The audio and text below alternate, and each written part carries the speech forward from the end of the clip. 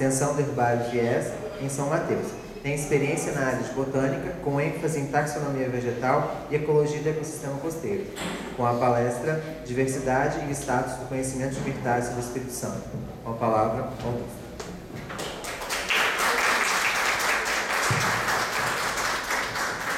Obrigado, bom dia.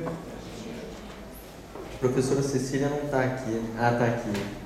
Professor, só queria começar, antes de começar a palestra, só fazendo um comentário sobre a sua palestra, que foi ótima, mas eu só achei que faltou você falar uma coisinha da Vale, que é sobre o restaurante da Vale, que é uma delícia, que é ótimo aquele restaurante.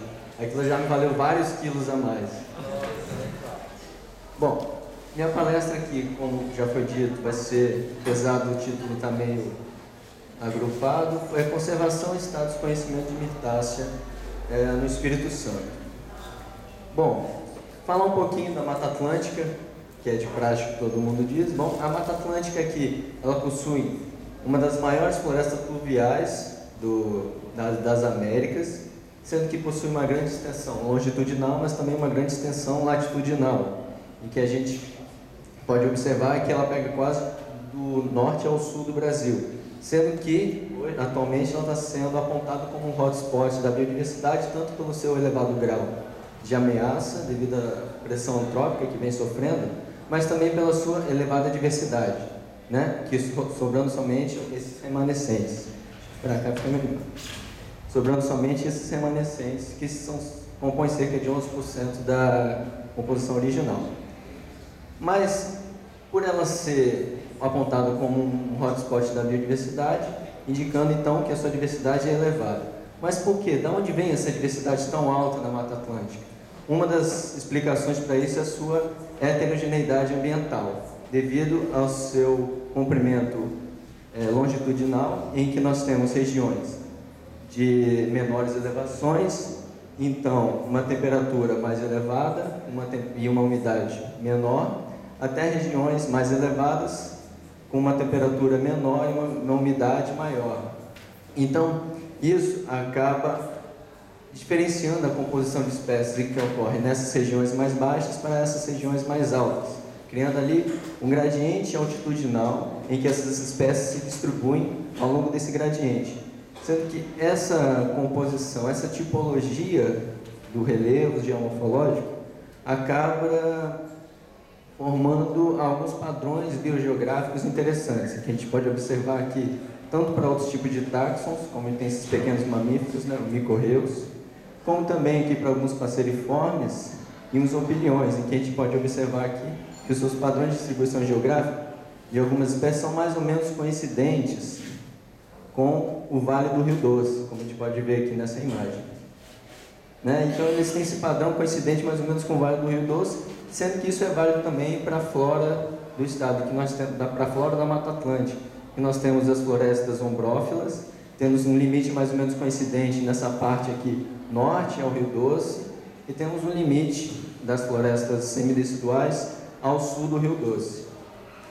Sendo que essa explicação pode estar também no fato da questão geomorfológica do estado, em que a gente tem aqui distribuído ao longo de todo o litoral do estado as formações do Quaternário, essa unidade geomorfológica que é mais recente, onde estão distribuídas as restingas, e temos também justapostas as restingas os tabuleiros terciários, formação barreiras, né, com aquele sedimento arenoso, onde estão as florestas de tabuleiro, que a professora Cecília falou da Reserva Natural Vale, grande parte dela está no tabuleiro, em que a gente pode observar aqui, pelo Rio Doce, o Vale do Rio Doce, nós observamos que a região ao norte do Vale do Rio Doce tem uma grande extensão quanto a esses terrenos terciários, em relação à região ao sul do Rio Doce.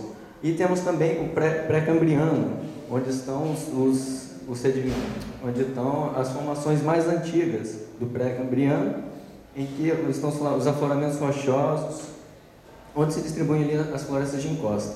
E se a gente der uma olhada e uma observada nas questões geomorfológicas e comparar isso aos terrenos, à temperatura do estado, a gente pode observar que é uma grande coincidência quanto a essa questão, em que a gente vê as menores temperaturas realmente nas regiões do pré-cambriano, que são mais antigas e mais elevadas, e as maiores temperaturas na região do Tabuleiro e das Restingas, onde a temperatura é um pouco maior. Então, essas questões acabam influenciando na composição de espécies, sendo que a gente tem aqui as Restingas, todas distribuídas, né, de norte a sul, o Tabuleiro e os afloramentos rochosos.